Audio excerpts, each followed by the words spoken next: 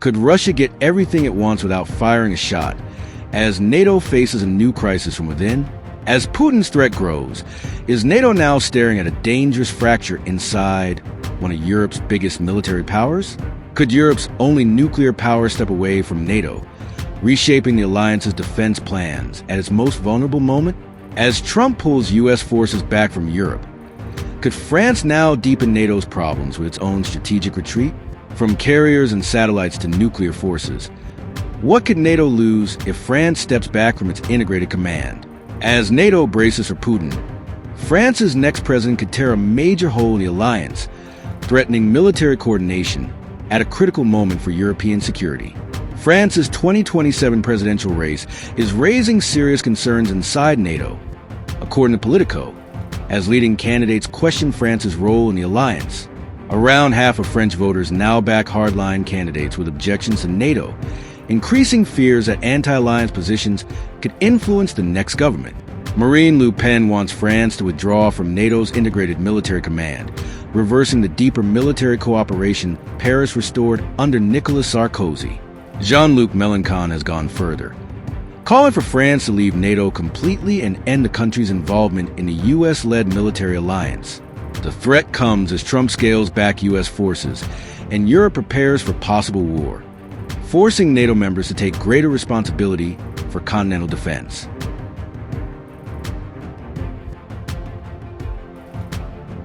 Notably, France is the European Union's only nuclear power and a key military force in NATO, making any French withdrawal especially damaging to alliance planning. A French retreat could therefore undermine alliance plans as Russian tensions intensify, weakening NATO's deployments, command structure, and military coordination across Europe.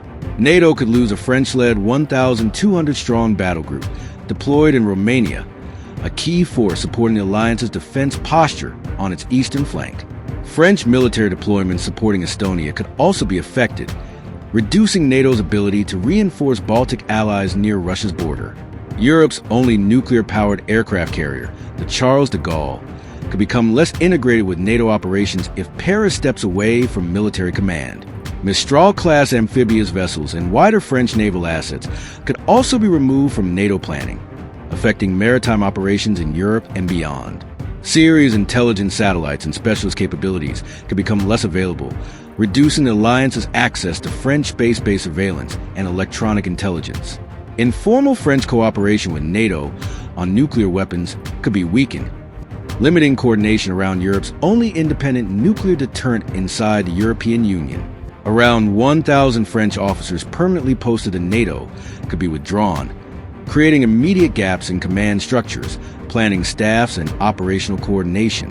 France's 10% contribution to NATO's operational budget could also be affected, placing added financial pressure on allies already boosting defense spending. One NATO diplomat described the possibility of losing France as dreadful, according to Politico, highlighting deep concern inside the alliance over the election risk.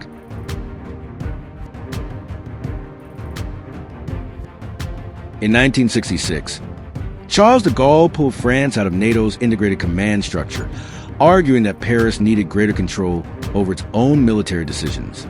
The move forced around 26,000 NATO troops out of France and shifted the alliance's headquarters to Belgium, disrupting NATO's operations during the Cold War. France finally rejoined the alliance's integrated military command under Sarkozy in 2009, restoring its full role in NATO's operational and planning structures. But Politico said another French pullout could unfold very differently under a hardliner, because Europe now faces Russia's war, reduced U.S. presence, and new security demands.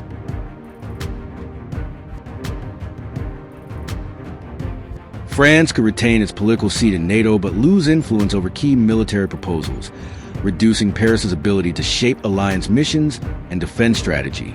Paris could also lose senior command posts and access to critical alliance information, weakening its insight into NATO planning, intelligence, and operational decisions. The election remains 8 months away, and candidates could still moderate their positions, as political realities often reshape campaign promises after taking office. But NATO officials are already considering outreach to France's skeptical political camps, hoping to protect the alliance's military cohesion before the election.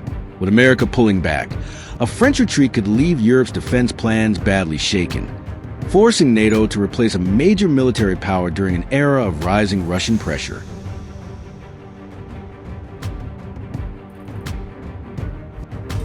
Baltic security fears are growing sharply as Russia's ongoing drone war may now be entering a dangerous new phase entirely. Russia may use captured Ukrainian drones against NATO, Lithuania's own defense minister explicitly warned on August 6. Moscow could specifically target critical infrastructure across the Baltic region, according to Lithuanian military intelligence assessments. This alleged plan could deliberately help Russia create widespread confusion over exactly who launched any given attack. Officials warned that such staged operations could allow Moscow to completely deny responsibility for strikes on NATO soil. Lithuania's defense minister Robertas Kaunas said, and I quote, "We have information that Russia is considering the possibility of launching unconventional kinetic attacks against critical infrastructure in the Baltic region. It is quite likely Russia could use Ukrainian-made drones for this purpose." Unquote.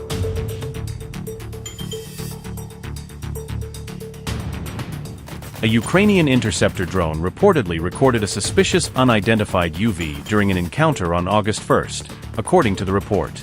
The drone's overall shape reportedly matched the known characteristics of Ukraine's own FP-1 and FP-2 strike UAVs. Analysts at Militarnyi claimed this particular UAV sighting may indicate Russia is already actively using captured Ukrainian drones. Moldova also separately reported that a drone bearing Ukrainian markings had crashed on its territory back on June 8, 2026. That specific incident occurred during a large-scale Russian missile and drone strike campaign launched against Ukraine. Notably, Poland's own defense minister had already warned of possible Russian false flag drone attacks as early as July. That earlier warning specifically said intercepted Ukrainian drones could be reused and redirected against NATO member states. These growing claims now come as NATO states remain on high alert over hybrid threats emerging near its eastern flank. Upgrade your news experience with the all-new HT app. Download now.